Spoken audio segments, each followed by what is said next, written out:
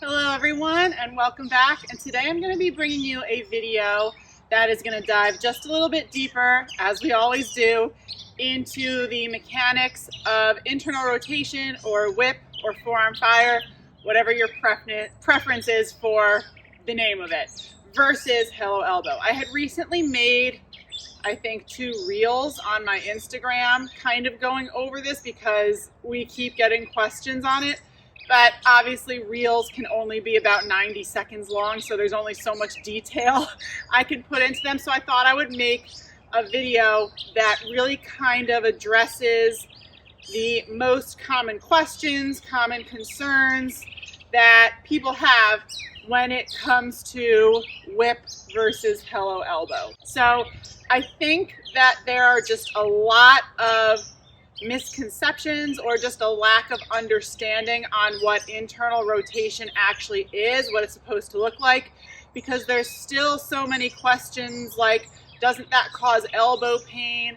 How do you actually get fastball spin using internal rotation? How do you deliver the other pitches using internal rotation?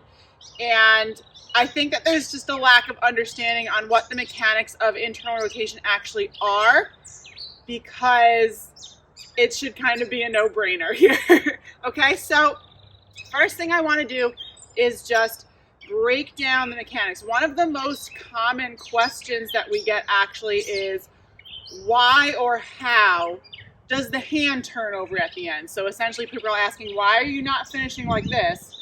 Why are you finishing with the hand down? And I think that there is a really big lack of understanding here.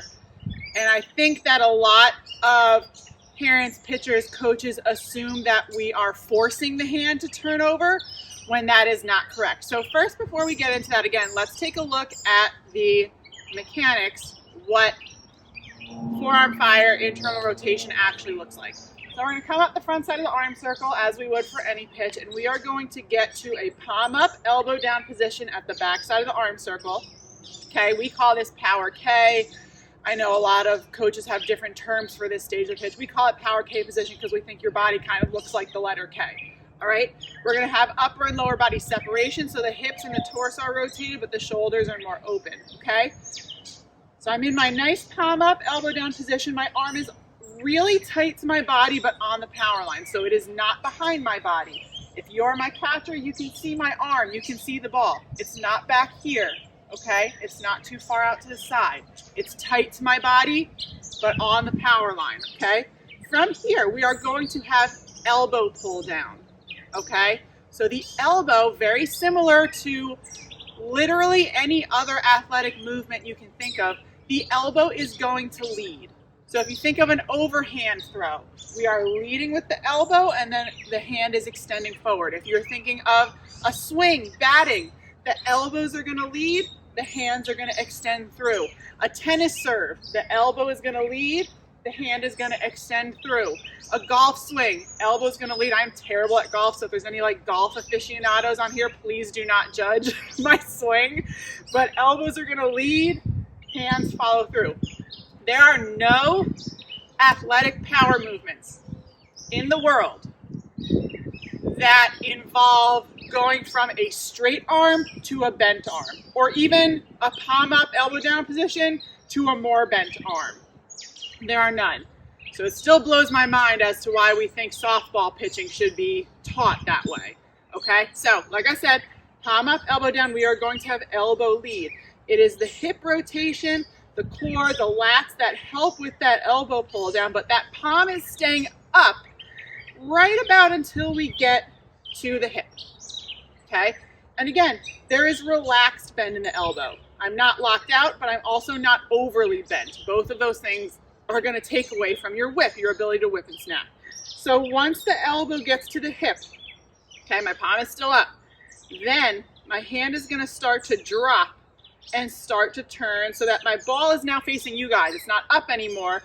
It's facing a little bit to the side, but that only happens after the elbow has gotten to the hip. So you don't want to be here as you're coming down the back side of the arm circle, because then you see what that does to my elbow.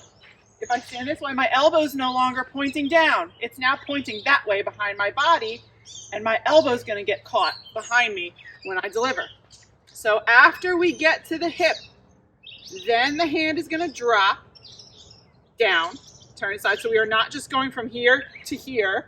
I'm going to talk about that in a second because I think there is a common misconception that there is side arming in whip internal rotation. That is 100% not correct. I think that's where a lot of the concerns for elbow injuries come into play, okay? So we are going to get to the hip, the hand's going to drop and turn to the side. After the hand gets to like the leg and it's turned to the side, we are going to snap forward right underneath that belly button, okay?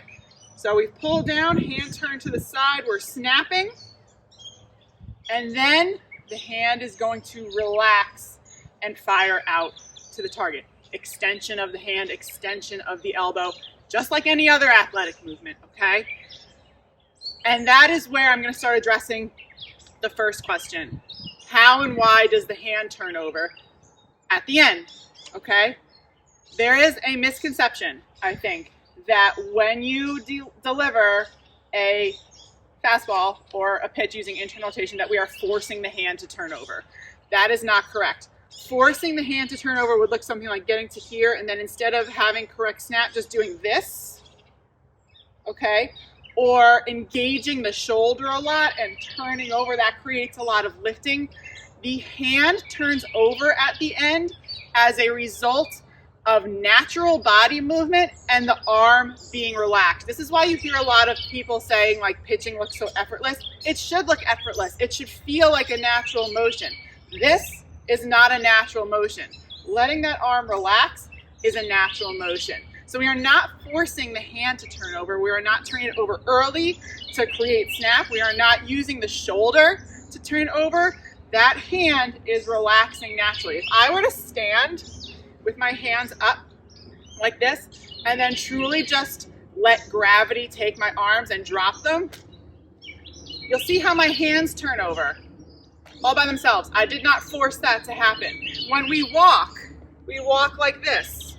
We don't walk like this or like this, okay? That is because palm down is the position that our hands, our forearms naturally want to be in, okay? So if you come down the back side of the arm circle, drop that hand, snap forward, and then relax, your hand's gonna turn over all by itself. It's gonna get faster, it's gonna go out to your target, and because it's the position that it naturally wants to be in, it's gonna turn over all by itself. So how and why does the hand turn over? It does it all by itself through a function of being relaxed, through a function of that's the position our body naturally wants to be in. And why? Because it's the position our body naturally wants to be in. It creates relaxed lower arm speed, no tension in the arm, but we are not forcing the hand to turn over. I would say the next most common question that we get is, well, how do you actually create fastball spin and the snap with this method? And that is a great question. And again, I think it's a lack of understanding because there is 100% still wrist and finger snap when you do internal rotation, okay?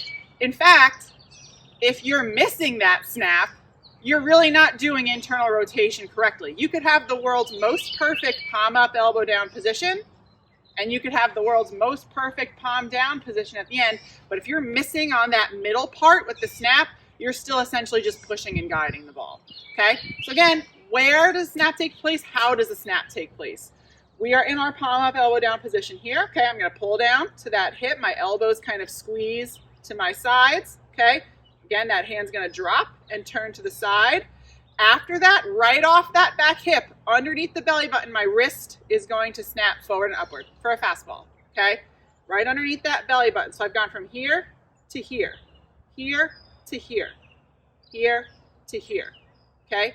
That is your wrist snap. And then again, we relax and let that hand fire out. So you're still getting that forward and upward wrist snap right underneath the belly button for a fastball, and then the hand is firing out. So yes, if you are missing out on this part, even if you have a great palm up, elbow down position, even if you have a great palm down position at the end and your hand is firing out, if you are missing out on this part, the snap, You will not have very good speed. You will not have very good spin. You are not truly whipping. So yes, there is still wrist and finger snap. When you use internal rotation, yes, you can still achieve fastball spin. You can achieve spin for any of the movement pitches, which we'll talk about in a little bit. Yes, we're still creating that fastball movement using internal rotation. The next one, it kind of baffles me because it seems, and I don't know if it's just that coaches are like trying to save face a little bit because they're not teaching the right thing, but there are coaches out there teaching hello elbow who say, oh no, if you teach internal rotation, your pitcher's going to end up with Tommy John surgery. Guys, this could not be further from the truth. In fact, it's the other way around. Hello elbow. I mean, I can't tell you how many girls have transferred to me having been taught hello elbow with elbow pain, bicep tendonitis, shoulder pain, and one of the really interesting common ones, I've literally had 3 girls say this to me. After transitioning to whip, they would look at their hands and they would go, that's so weird. I'm like, what? What's wrong? They said, every time I would pitch like this after a lesson, my hand would be all red and swollen because of that really tense push-pull motion. And after they did a lesson of whip, they'd say, my hand isn't swollen anymore. It's not red because it's a relaxed, natural motion.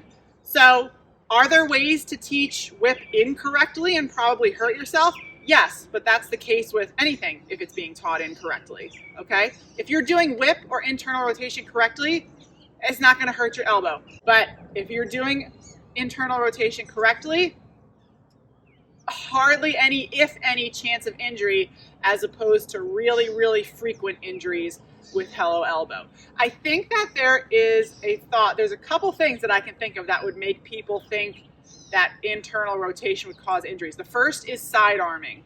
So again, we talked about the importance of how when we come down the backside of the arm circle, dropping that hand first and then snapping forward.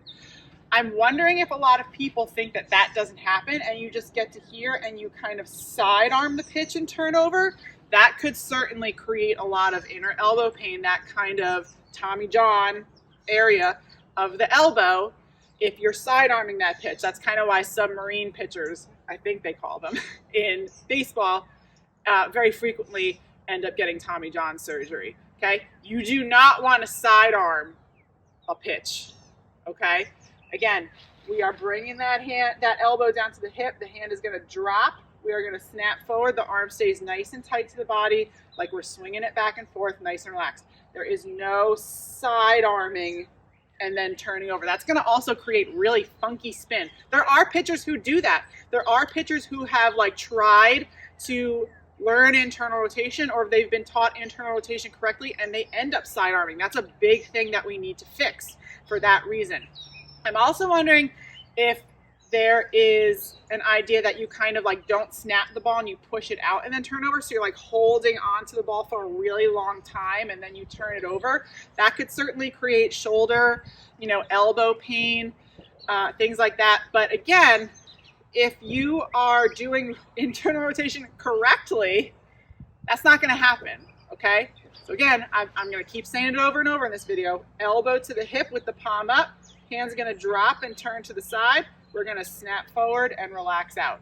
Absolutely no tension or pain in the elbow, the shoulder, the bicep, nothing. The last part I want to go over, this is another really common question that we get, and it is, well, how do you do internal rotation with all of the other pitches, the movement pitches? Change-ups are kind of pushed to the side because they are the one pitch that does not have whip because it's an off-speed pitch. We're essentially kind of pushing the ball instead of whipping and snapping. But for every other movement pitch you throw, drop, curve, screw, rise, all of them have elbow lead and whip.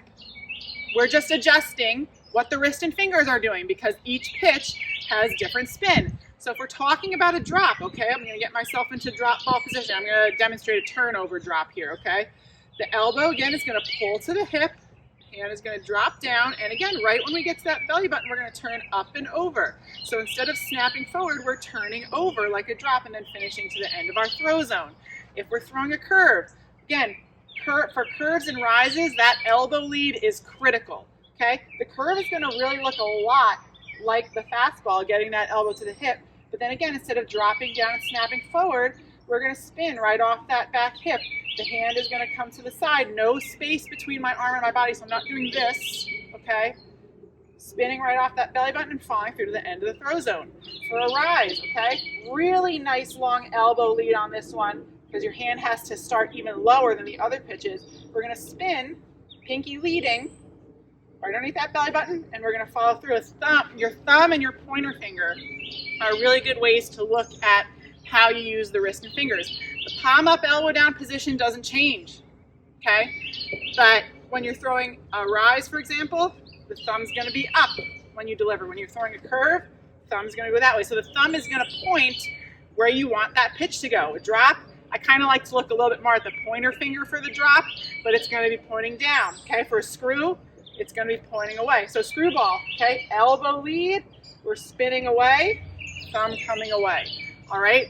So for all of the movement pitches that you throw, we are still having a palm up, elbow down lead.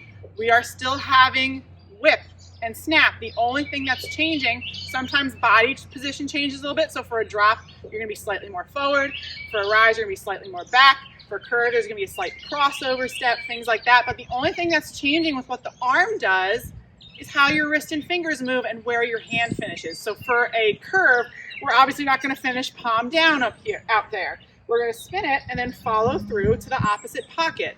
So yes, there is still that whip, that elbow pull down. There's just a change in the wrist and finger movements to create the different kinds of spins. And there's a change in where your hand finishes. But when we talk about a fastball, okay, again, let me show you guys again. Palm up, elbow down, elbow pulls to the hip, hand drops, turns to the side. We are snapping forward and then relaxing out. I hope you guys have found this video helpful. I hope it gives you a better understanding of what internal rotation actually is, what the mechanics of it are, how there's still a snap, there's really no risk for injuries if you're doing it correctly, why the hand turns over, and how you use it with the other pitches. I've got a lot more videos coming your way, and I'll talk to you soon.